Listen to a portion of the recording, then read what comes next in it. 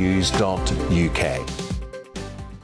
Join my show Farage, 7 p.m. till 8 p.m. Monday through Thursday, and there you will get opinion, analysis, debate, and I'll cover stories that nobody else dares to touch. And then for the last 15 minutes, talking pints. We're over a drink. We have a civilized conversation with someone. We very often disagree, but we do it in a grown-up way. Come and join me on Farage.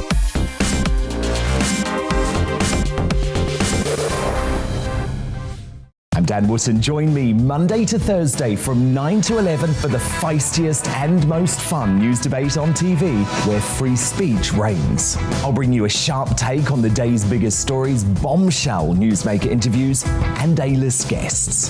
And I guarantee you, no spin, no bias, no censorship, and no reason to go to bed. That's Dan Wootton tonight, Monday to Thursdays from 9 on GB News. Hello there, I'm Eamon Holmes. And I'm Isabel Webster.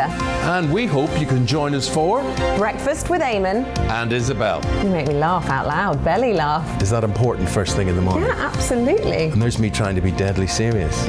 News is a serious business. Yeah, I have to rein you in sometimes. Well, it doesn't stop us laughing at it. It doesn't stop us having an opinion on what's going on. Yeah. And it certainly will not stop us reflecting what you think. Weekdays from 6 to 9:30 on GB News.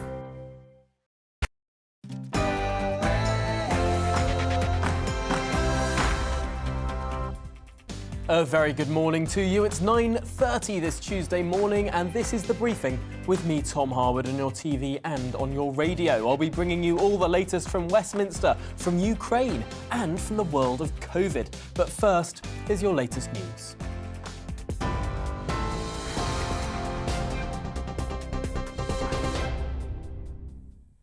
Good morning, it is 9:32. I'm Rosie Wright, here to get you up to date in the GB News newsroom. The Prime Minister is again being accused of breaking COVID rules after Downing Street admitted he had a birthday celebration during the first lockdown. Number 10 says staff gathered briefly in the Cabinet room and Boris Johnson was there for less than 10 minutes. Well, ITV News reported up to 30 people allegedly attended the event in June 2020 when social mixing indoors was banned. Russia's being threatened with an unprecedented package of sanctions if it invades Ukraine. It follows a virtual meeting between the Prime Minister, the US President, NATO and other world leaders last night. Moscow has currently amassed around 100,000 troops on its border with Ukraine, raising tensions and fears of an imminent attack. The Royal Mail has announced it's cutting 700 management jobs. They say the cost-cutting measure will save around £40 million a year. It follows a difficult period over Christmas and the New Year, with staff absences at one point peaking at 15,000 because of COVID and the Omicron variant. Former Brexit chief Lord Frost has joined a growing number now of senior Conservatives asking the Prime Minister to scrap the national insurance tax hike in April. With the cost of living set to increase, he told the Daily Mail the £12 billion increase is not necessary or justified. Ground rents are set to be abolished for most new long residential leaseholds in England and Wales. The law will restrict ground rents to a token £1 peppercorn per year, which has no financial value. Communities Minister Eddie Hughes says it will make a real difference to thousands of people. You are up to date here on GB News. We're on your TV, online and DAB Plus radio.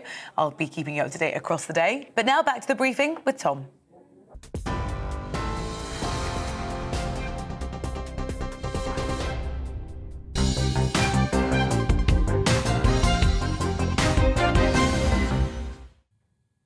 Good morning, it's 9:34 and this is The Briefing with me, Tom Harwood, on your TV and your radio. Now let's kick off today's show with some news from last night. NATO leaders agreed last night upon enacting unprecedented sanctions against Russia if Putin decides to go ahead with invading Ukraine. Russia denies plans of an incursion despite having deployed some 100,000 soldiers on Ukraine's border. Joining the US and the UK on the call were the leaders of France, Germany, Italy, Poland and the EU, as well as NATO. After the call last night, the Prime Minister said that the intelligence is very clear. There are 60 Russian battle groups on the borders of Ukraine. The plan for a lightning war that could take out Kiev is one that everyone can see. Well, earlier on breakfast, Eamon and Isabel spoke to Conservative MP and former British Army officer Colonel Bob Stewart on how close to war Europe really is. We've got is a big build-up of troops on the borders of Ukraine, not just the eastern border, but also in the Crimea and also in Belarus, to the north. And that's a normal tactic. It's the sort of same way that bullies always use. They build up their troops, and they might or they might not use them. At the moment, there's a huge build-up of what the military call power, so they could invade. Equally, they might be bluffing. And all these experts, and I'm not one.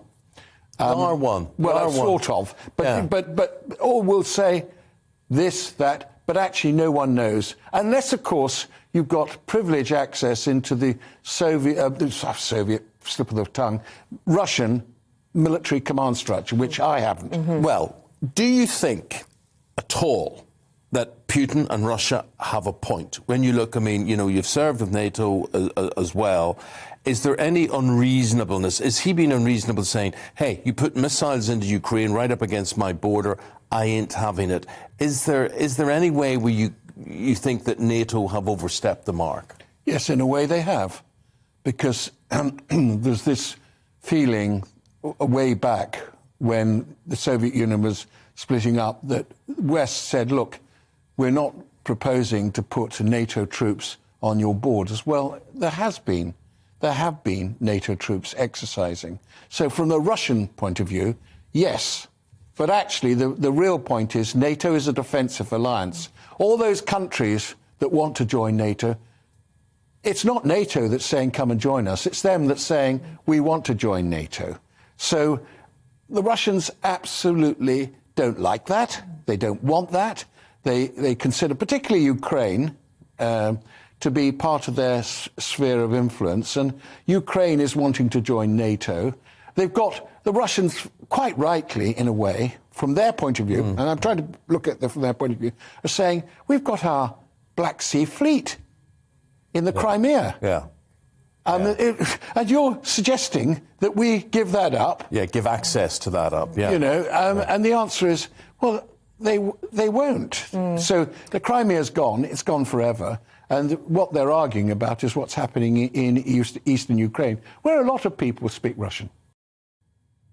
The Conservative MP, Colonel Bob Stewart there, speaking earlier on breakfast. Well, let's get more on this now. GB News Home and Security Editor Mark White joins me in the studio to discuss exactly what's going on. Now, the UK has committed to giving over anti-tank missiles, to training some Ukrainian troops. What more is the UK doing? Well, I mean, it may provide more in the way of armaments for Ukraine. I think that's probably as far as it goes in terms of maybe some more trainers to help the Ukrainian forces to use those weapons. The same is happening really with the United States. They've provided quite a few missiles, other armaments that have been sent in recent days across to Ukraine. This issue of 8,500 troops being readied, there's a slight sort of confusion there because they're never going to be deployed against Russia. They may be called in if there's issues in that region. You know, Poland, of course, borders Ukraine as well. If there's instability that spills over, if we do end up in conflict. But I don't think there's any way that I could ever see the US troops being used against the Russians in some kind of direct conflict like that. Boris Johnson last night after that call warned of a lightning war whereby Russia swoops into the capital of Ukraine and just sort of sweeps out the whole country before the West can really do anything. Is it your analysis that the West doesn't want to and will in no circumstances deploy troops?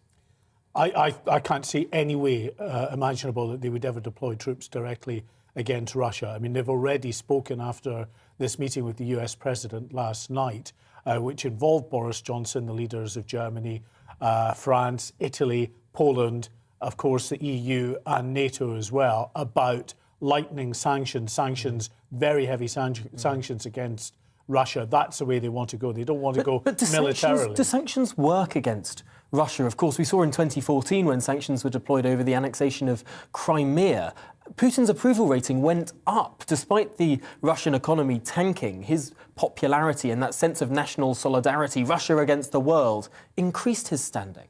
It does, and they are better protected in Russia than they were just a few years ago to sanctions. They have processes in place to be able to deal with issues around pensions and things like that. So, you know, they're better prepared for this if that comes to that. I think the issue is, you know, do we really see the Russian president sending his troops into Ukraine in any meaningful way? I'm not sure really we do. And I'm slightly confused as to why we have this rhetoric amongst, in particular, the UK and the US that seems to be absolute in terms of, yeah, just a few days away now and they're going to move these troops in. You're not hearing that really from other European leaders. A cabinet minister was on the BBC yesterday in Ukraine, a cabinet minister speaking about their concern at the language that is coming out of, in particular, the US, the UK and NATO on this particular issue. And also the fact that they're taking some of their embassy personnel away from the country. They want stability. They want the issue to be talked down in some way. And, you know, the hope is that at the end of the day, what Putin is trying to achieve is, you know, some kind of room for negotiation. What his end goal will be, what he will settle for, well, only he knows that at the end of the day. But is he actually going to commit a full-scale war? A huge risk, a huge bluff potentially on the path. Always is, of course. On the path of Vladimir Putin. Well, Mark White, thank you for that analysis here this morning. A hugely concerning situation for everyone involved. Maybe or maybe not Europe on the brink of war. Well, let's return to Westminster now. In the latest blow to the Prime Minister, it has been revealed that there was a gathering of Downing Street staff inside Number 10's cabinet room to celebrate Boris Johnson's birthday in June 2020. Number 10 said staff had gathered briefly to wish the Prime Minister a happy birthday. Although the lockdown rules had by this point been twice eased, rules at the time only allowed 2 people to meet indoors from different households, banning larger gatherings that were not exclusively for work purposes. So, as we look ahead with the Prime Minister's enemies smelling blood and ever-growing anticipation building for Sue Gray's investigation, can Boris survive the week? Well, joining us now is media commentator, author and former editor of the Sunday Mirror, Paul Connew. Welcome to the programme, Paul. Good morning.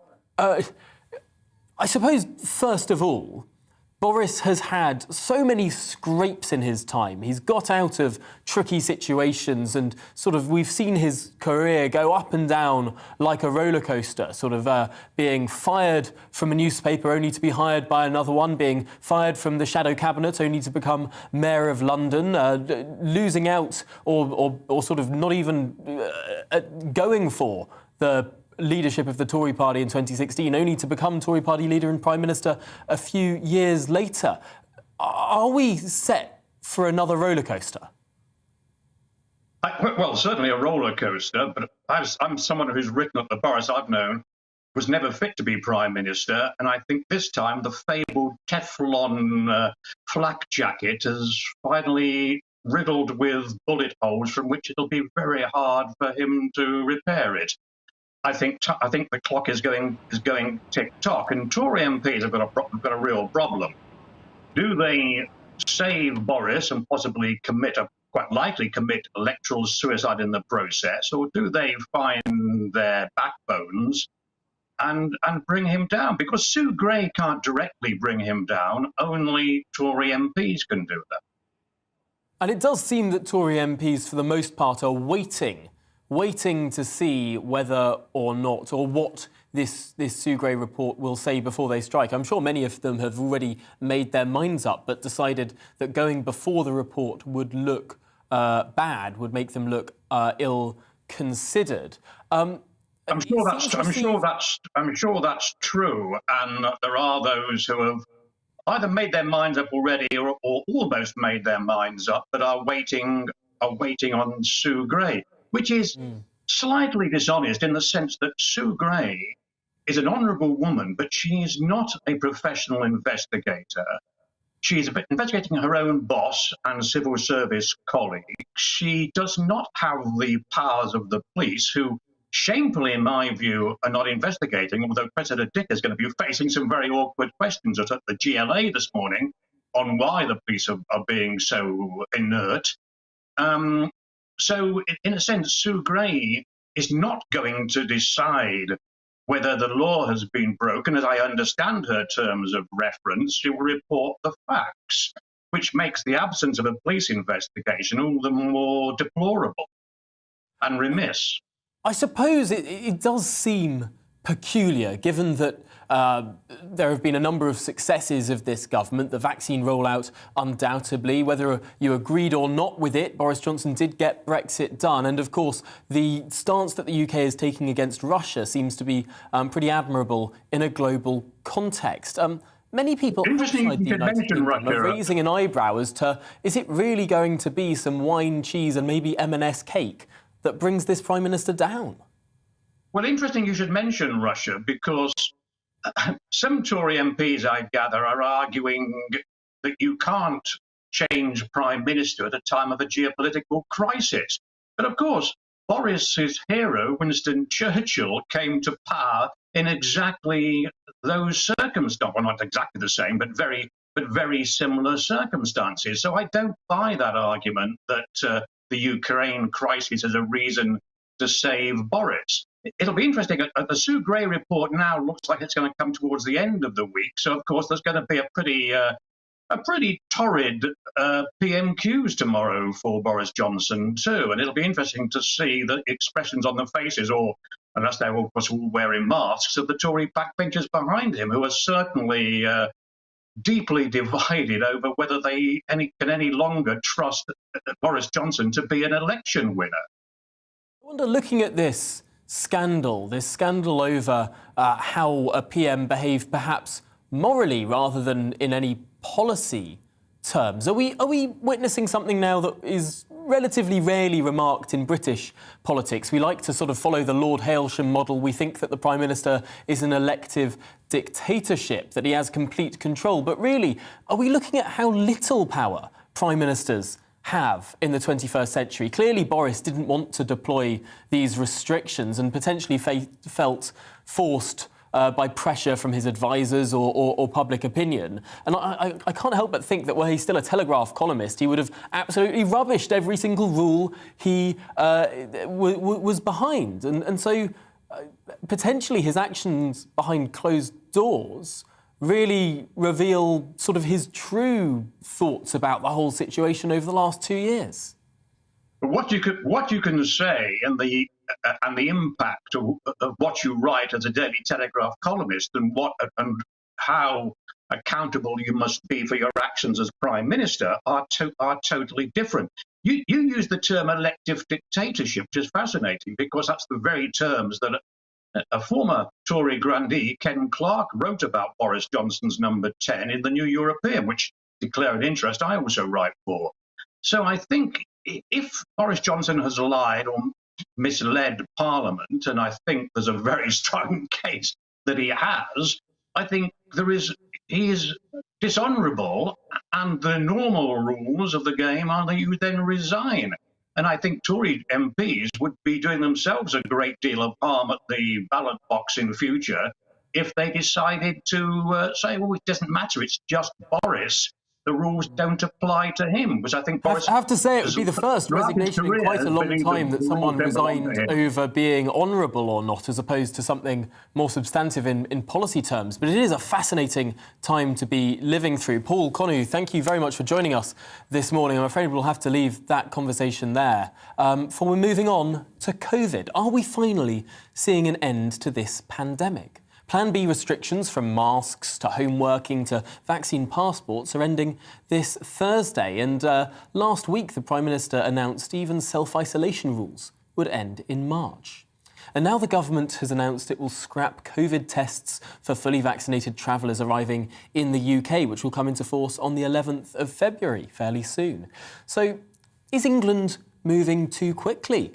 Or, after 2 years of this, are we finally at an end of the pandemic? Well, joining us now is Andrew Lillico, the Executive Director and Principal of Europe Economics and expert modeller of the pandemic. I have to say, Andrew, that your models seem to have been much more accurate than those of Sage. So just let's kick off this conversation now. Are we at an end of this pandemic? Well, we're clearly not at an end of the pandemic in the sense that there are considerable epidemics going on in many other parts of the world. So, as a global level, the pandemic still continues at pace. In fact, there are very significant peaks across a lot of Europe, for example, at the moment. And whilst in the UK we've had a big drop in the Omicron numbers, and they've stabilised recently, but they probably will continue to go down shortly once the schools have been burned through a little bit. The Omicron variant itself illustrates to us that perhaps it's a mistake to think of the UK or England or Scotland or Wales in isolation of the rest of the world. In the case of Omicron, what had happened was that our Delta epidemic was already complete. We were talking about being in an endemic position. You'll remember that some of the modelers had even suggested we would be down to 5,000 cases a day over the winter in terms of Delta. But although our domestic epidemic was over, because the pandemic globally wasn't over, we then imported a new epidemic from South Africa. We can't guarantee that a similar thing won't happen in the future. It might be that though Omicron has now passed, in a few months' time, there'll be some other new variant turn up. Now, it might be that another new variant, all of the time we get more and more immunity. So it may well be that another new variant, even if it were nastier than Omicron, and Omicron, we were lucky, it was very mild. But even if it were nastier than Omicron, it might not be too much of a problem because of all the immunity we acquire in the meantime. But I think it's Omicron taught us that one should be careful about proclaiming the epidemic in the UK is over, whilst the pandemic globally still rages. This was the argument that was put forward by a representative of the World Health Organization over the weekend, who was saying that further variants could completely throw everything off course, that actually the UK should be more careful, that we shouldn't be scrapping self-isolation and various measures like that. Do you agree that the one should follow the other, that because the pandemic still rages elsewhere, we should keep restrictions domestically?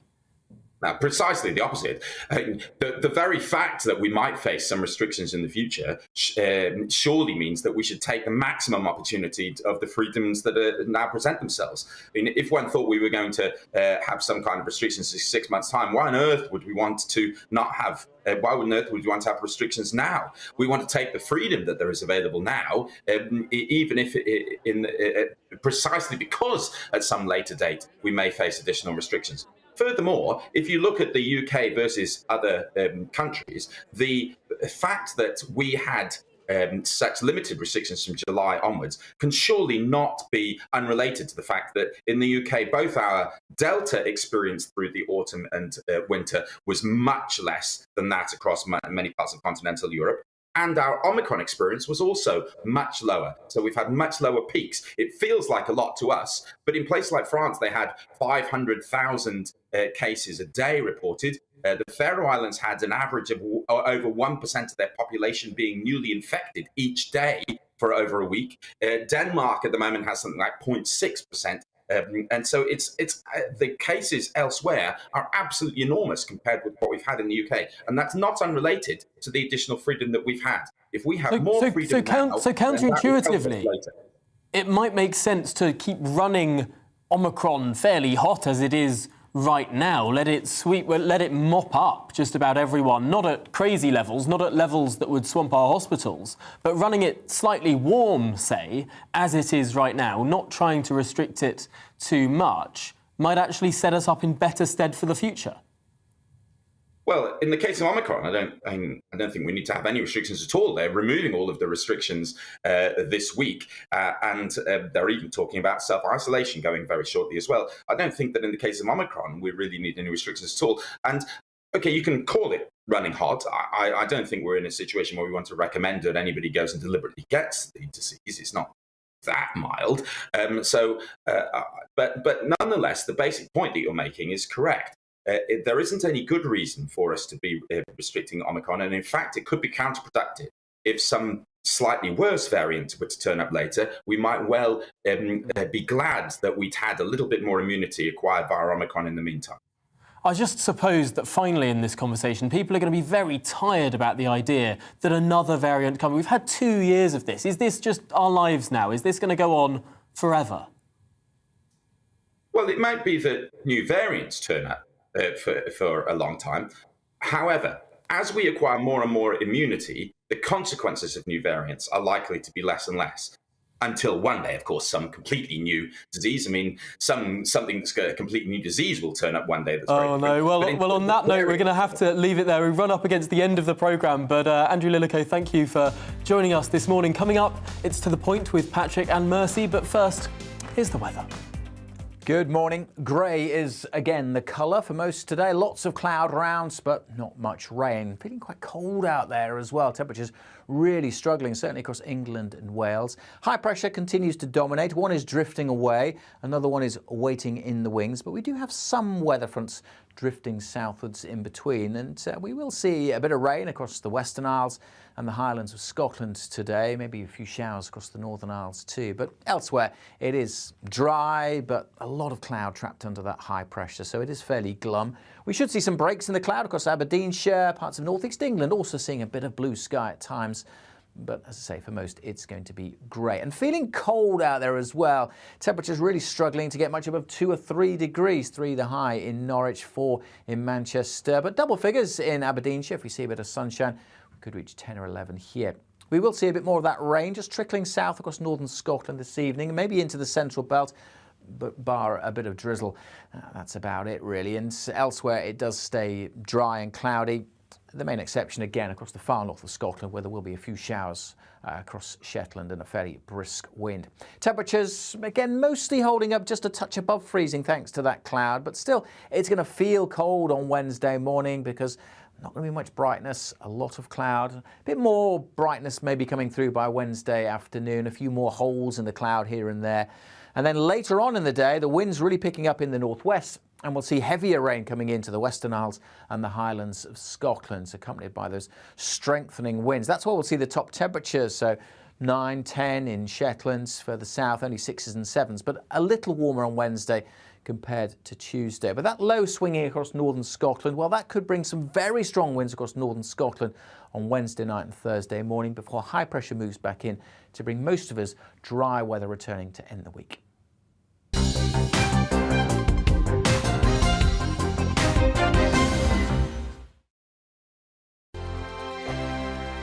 Hello there, I'm Eamon. And I'm Isabel. And you're watching the GB News digital stream across the United Kingdom. And around the world. If you're here in the UK, you can also watch us on your TV screen. GB News is Freeview channel 236. On Sky, we're channel 515. 626 on Virgin Media. Just remember, you might need to